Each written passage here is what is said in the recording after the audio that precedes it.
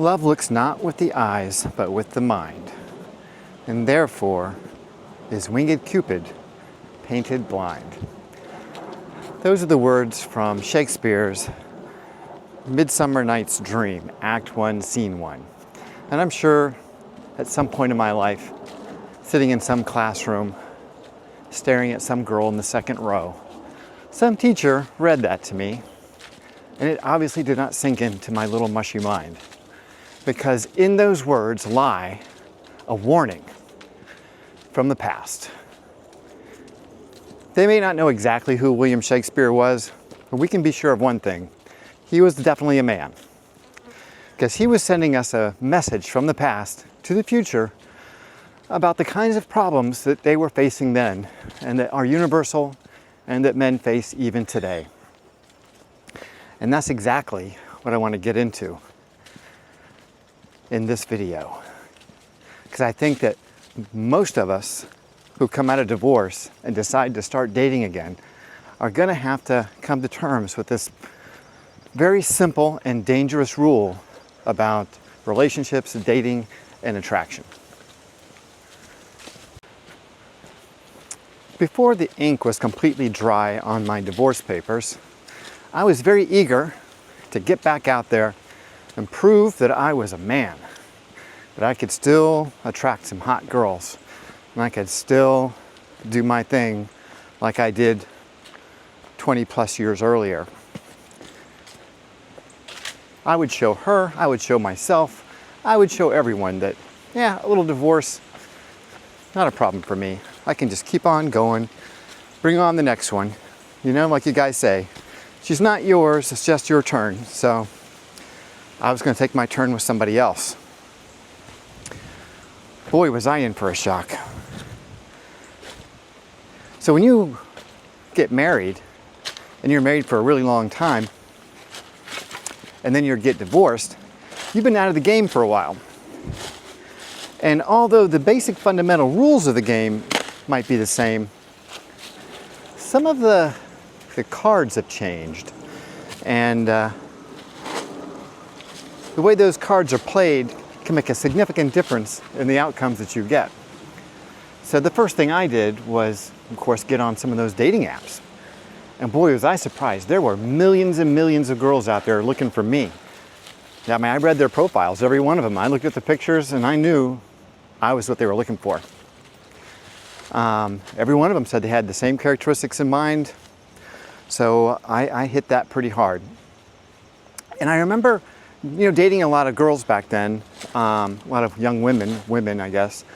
And they were, there was a lot of variation in the quality of women that you would meet there. But there was one that I kept seeing, and she was extremely attractive to me, and I don't know why. It was almost like she was an archetype of a female from my youth, in the 1970s.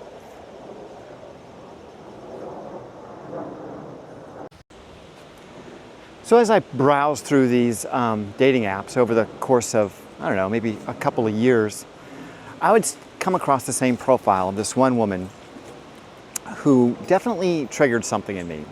And I tried to get her attention by, sending her notes and stuff, but I never got a response from her. The attraction was unusual because she wasn't a classic beauty, but she was very attractive. And I think like I said, it had something to do with an archetypal image of an attractive female that I probably had as a child. She had this Stevie Nicks, Joni Mitchell kind of feel to her. And of course, if you grew up in the 1970s, those were sort of the cultural icons of that time. And I think that she might have triggered something in me relating to that. But in any event, I continued to check out her profile. And I would only log into these things really for a few months a year. Usually I'd start sometime in November and I'd give up around the first of the year. Well, one year she responded. And we had a date. And it went really well.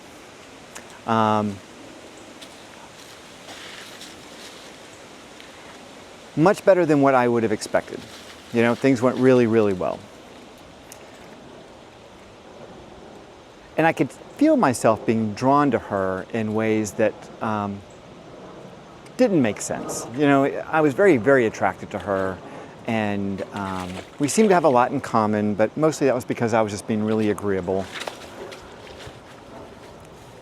And I look back on that, and I could tell that I was projecting, like from this perspective, from now, I can see back then, I was projecting on her this ideal that I had in my mind of the characteristics that she had. Whether she had them or not, I was just projecting that on her. And so she became more and more attractive to me all the time. But as I look back on it, I really don't see any reason why I should have been so much more attracted to her. Now, once we started sleeping together, that was just so much fun. I mean, she was very, you know, when you start dating someone in the beginning, you know, in bed, they're so much more engaged, you know, than your ex-wife was, and you know, and she was so eager and hungry for it, and she really, really enjoyed it, and it seemed like she had almost a man-style appetite for it. And so I was just in heaven for a while. You know, that was just everything I ever wanted.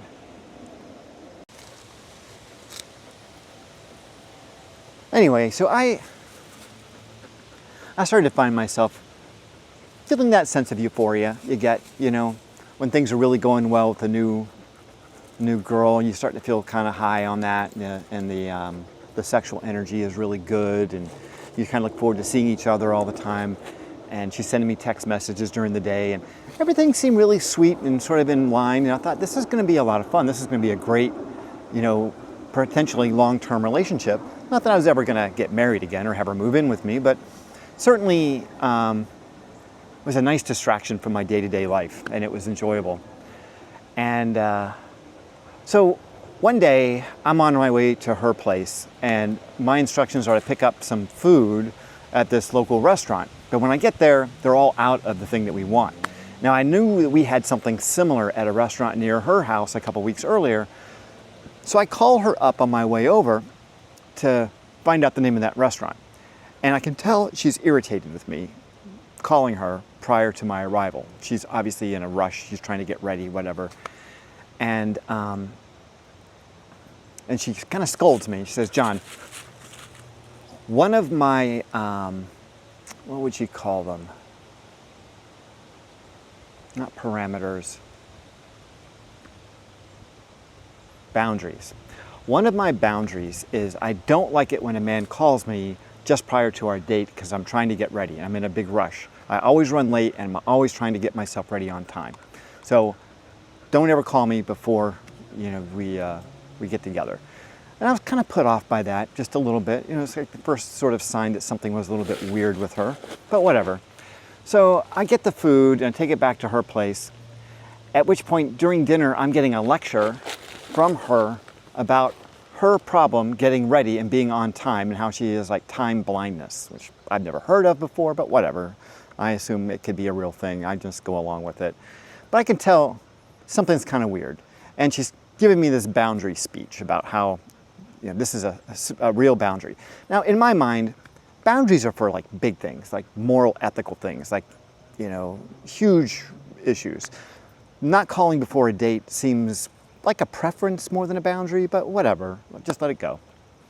So fast forward a few weeks, and she's at my place, and we are going for a walk, you know, down through the trails, and she's big into birds, so she's got her binoculars out and she's looking at birds and stuff. And I just pull out my phone and take a picture of her because she's standing with the dogs looking up at these birds, and I thought it was kind of cute. Anyway, she caught out of the corner of her eye that I was taking a picture of her with my phone, and she got irritated, like really irritated, and said, "John, one of my boundaries is I don't like having my picture taken without my permission." I'm like, oh, okay, now this is fucking weird. This is really starting to get weird. She takes my phone and deletes the picture of her with my dogs and says, "Don't ever take a picture of me again." I'm like, all right, whatever.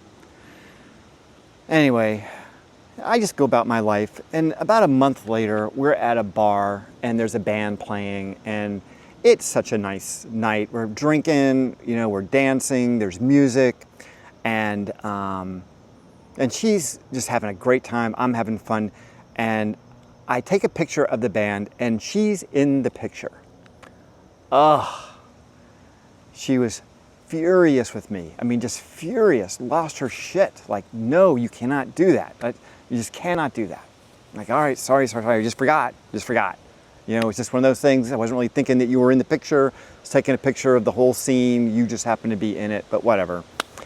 Boundary, you know, another crossed the boundary. So I was in trouble, you know, and I started to feel that energy. And once these little disputes occurred, you know, it kind of ruined the rest of the night, you know. So there was no, you know, sex, you know, I would be laying in bed and, you know, and having these heart-to-heart conversations about her ex and her ex relationships and just all this crap. One night she's telling me about how her ex was this crazy narcissist and how he was so manipulative and gaslighting and all this stuff. And as I'm listening to her talk about this guy who happens to be the general counsel for a Fortune 50 company. I mean, so he's not a dummy. This is a guy that is extremely successful, and he's paying out the yin-yang for, you know, his ex-wife on alimony, so on the ballpark of, you know, significant six-figure numbers. And so I'm starting to put these pieces together, and I'm beginning to wonder if it's really him that had the problem or if it was her. Because obviously there's always two sides to a story. Well, it gets better. Here we go. We go to a, like this academic meeting at the Kennedy Center, and they have these things all the time. And all these PhDs and scientists are together, and they're talking about a topic that she has a lot of interest in. And it's kind of interesting to me, but whatever, you know, I'm just going along. It's a fun place to go. The Kennedy Center is always cool to go to. And she wants to have her picture taken now. So I take some pictures of her there, take pictures of us sitting there because this is a big event for her. Some of her favorite authors are speaking at this thing. Oh, by the way, she's very well educated, master's degree, college professor. She's a very intelligent, well-educated woman, well-traveled, comes from a very wealthy family. So a lot of really positive things about her overall. Anyway, so I take a bunch of pictures of her, and you know, I do photography. As you can tell, I make videos, and so I know a little bit about video editing, and I know a little bit about editing photography. So I take my pictures in raw form, and then I colorize them after the fact. And I was doing that with some of the pictures that I had taken of her the next day, so I could share them with her so she could see what they look like. And she saw the coloration that I added, and she felt that the saturation was too high, and she was just furious that I had changed the format or the color of those images, because I thought that they were a little dull, quite honestly. They were just sort of lacking any pop, and I was just trying to make them look a little bit nicer when I shared them to her. Anyway, she just lost her shit with me again. I mean, really, really got angry with me. And her kids, her adult children were coming to visit with us, and we're going to go out to dinner with them that evening. And so we're in the middle of this fight when they show up. And then she just clicks into, everything's fine. We're just going to be fine. And that whole evening, she just sort of clung to my arm. And it was really weird. I kind of felt like, you know, like I was acting on behalf for her kids, and it just felt odd, and I just really hated it. So the next weekend, you know, and during this time, I'm telling her I'm not liking the way she's acting. I'm giving it to her straight. I said, look, I don't need this kind of shit in my life. I don't need this kind of behavior. If you're gonna pop off every time something goes wrong and have some kind of a fit, we're just not a good match for each other. So I told her that this had to stop, that we had to have another way of communicating. And then finally, yeah, I'm still in there because she spends the night at my house, and I think it's on a Friday night because I had clients meet me on Saturday morning. So I've got to be up at 7 a.m. I've got clients meeting me to work out and to do coaching, and she's still in my bed, and I have a cancellation at like 10 o'clock. So I go up there at 10:30, and I got coffee for her and all that stuff, and I crawl into bed with her. And now she had always been very, very open to my advances and always encouraged me to, you know, to take her whenever I wanted, if you know what I mean. So I do. I just kind of start cozying up to her. Well, she just pops up, jumps out of bed, and starts screaming at me. I mean, just screaming and chastising me for being so selfish and all this other stuff. And that's when I knew I was in the wrong relationship. And I knew that this one was turning my life upside down, and no amount of sex or affection or fun or anything else could possibly be worth that. When I look back on it now, there were lots and lots of signs that I did not pick up on, you know? And I go back to that first statement that I made, that quote from Shakespeare about love being blind. And I think that's the lesson I took away from it, is that she didn't have the qualities that I really, really wanted. I had the qualities in my head, and I projected them on her, and I fell in love with the qualities that I placed on her, or I was attracted to those qualities. But those qualities did not exist in real life. Those qualities were just figments of my imagination. And you know, the Greek tale of Narcissus, which is where we get narcissism from, is really along those same lines, because Narcissus, if you've ever read the Greek story, if I remember correctly, you know, he falls in love with his reflection in the water, and he eventually, you know, goes head first into the water and drowns. But it's not really the reflection that he's falling in love with, it's the projection of what he thinks that reflection means to him.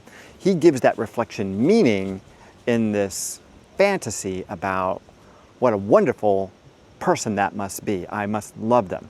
And of course, you can't fall in love with a reflection, and you can't fall in love with someone that's an image on a dating app.